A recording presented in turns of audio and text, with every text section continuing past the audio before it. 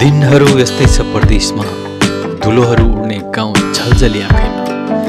आउलानी हवाई जहाज चढेर थाकेको मन बिसाइदिउला त्यो गाउँको दुलामै बाटैमा।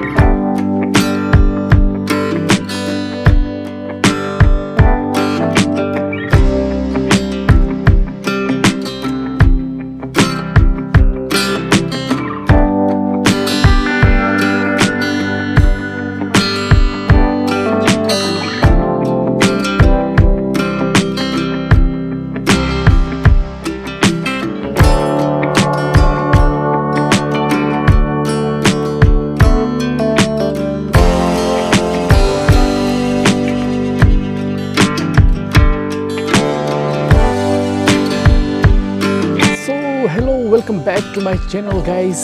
वन्स अगेन मेरो च्यानलमा तपाईँहरूलाई स्वागत छ।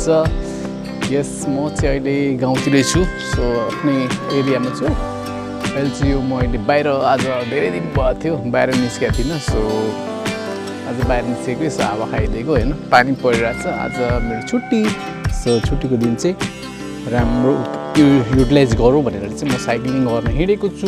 भ्यू चाहिँ यस्तो छ,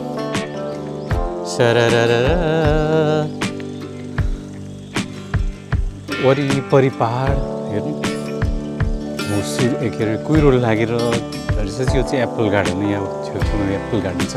यो चाहिँ जङ्गल, यो हाम्रो कम्पनी चाहिँ यहाँ तलतिर छ। तलतिरदेखि अलिकति माथितिर म आएको छु होइन।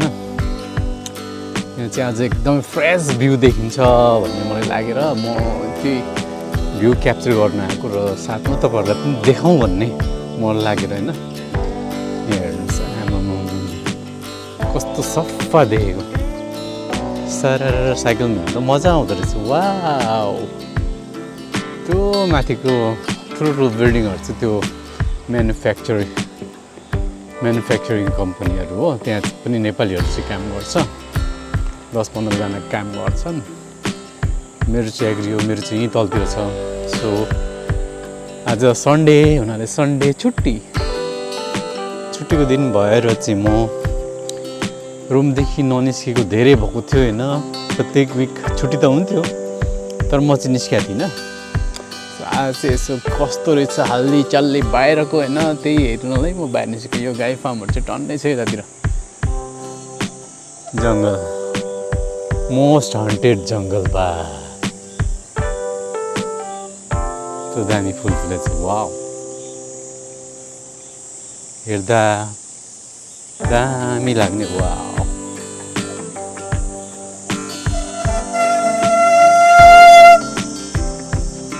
दामी छ है। वाउ,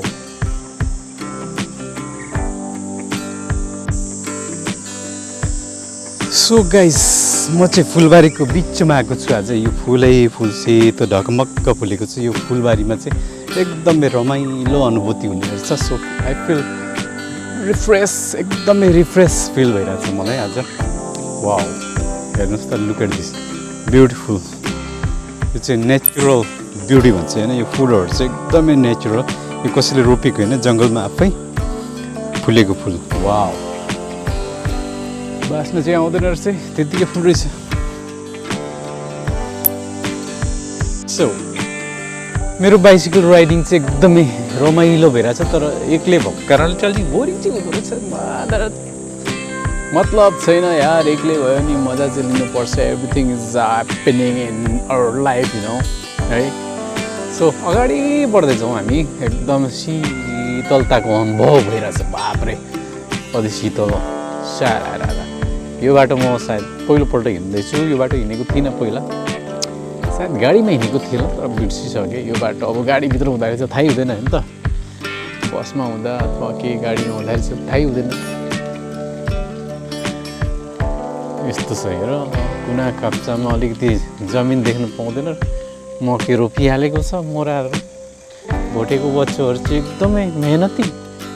गाई फार्महरू कत्रो छ, यो परा गुन्ठा बनाएर राखेको छ, कि जोप पनि गरिसकेछ। यो सबै एप्पल फार्म रहेछ यहाँ माथितिर, एप्पलै एप्पल। बाप्रे, कति पैसा फलाएको, बाप्रे, जङ्गलैभरि पैसा फलिरहेछ। सागुवाहरू नो वान यहाँदेखि तल गयो भने हामी गाई फार्ममा पुग्छौँ तर हाम्रो गन्तव्य गाई फार्म नभएर अन्त्य हो यो एप्पल फार्म यस्तो हुन्छ है यस्तो चाहिँ यो बुढो भइसकेको छ यो रुखहरू एप्पलको बोटहरू धेरै उमेर पुगेको रहेछ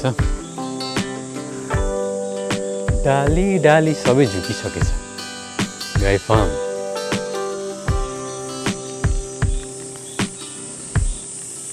सो यो चाहिँ ओखरको बोटहरू यो दाँतले फुटाउने ओखर हुँदैन हो त्यस्तो रुख है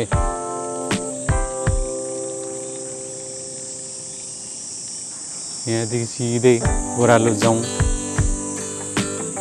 बाटो यहाँ छुट्टियो एउटा उकालो जाने एउटा ओह्रालो जाने कतातिर जाउँ भन्ने भाग छ तर म सिधै तलतिर जान्छु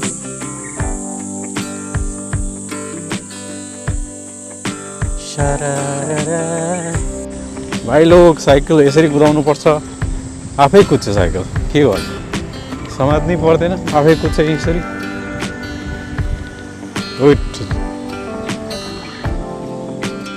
झन्नै डिसब्यालेन्स भयो डिसब्यालेन्स हुँदाखेरि लड्नु पनि सक्छ साइकल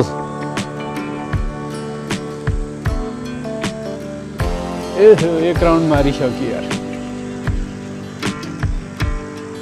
पहाडै पहाड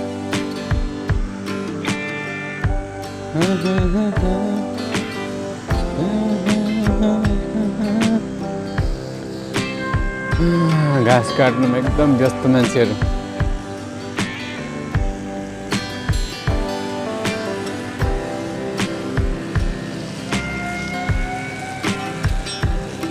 हाम्रै चिनेको मान्छे जस्तो देखिँदैछ घाँस काट्ने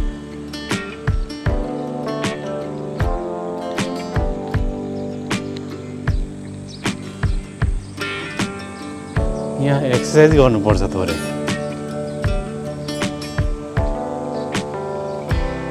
एक्सर्साइज गर्ने ठाउँमा आइपुग्यो नि त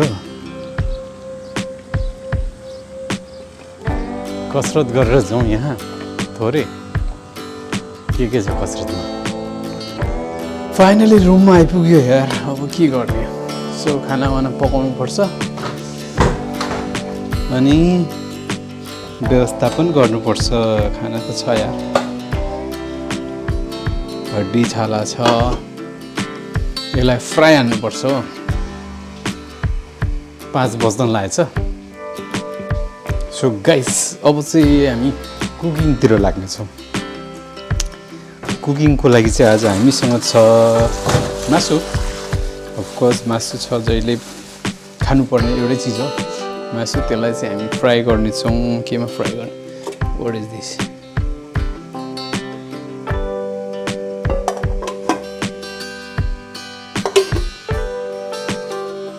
यसमा फ्राई गर्नेछौँ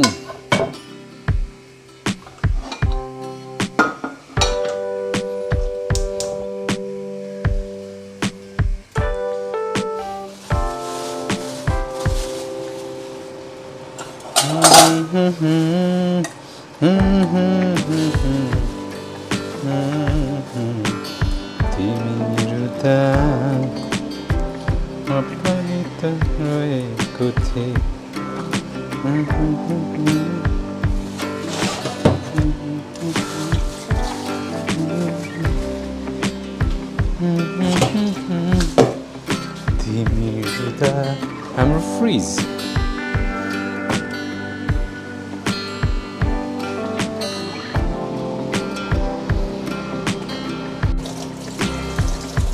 मासुलाई थोरै धुनुपर्ने हुन्छ हामीले यो बङ्गुरको मासु हो यसलाई चाहिँ धोएर पखालेर फ्राई गर्नुपर्छ हामीले र पानी तेल तातियो अब टक्क तेलमा हाल्नुपर्छ यसलाई हैन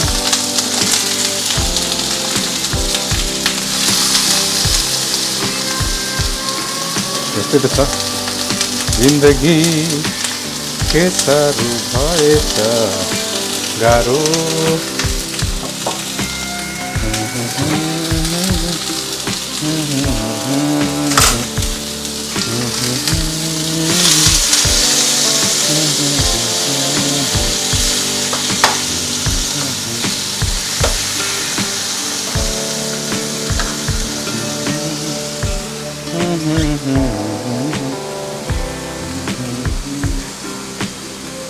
बेसार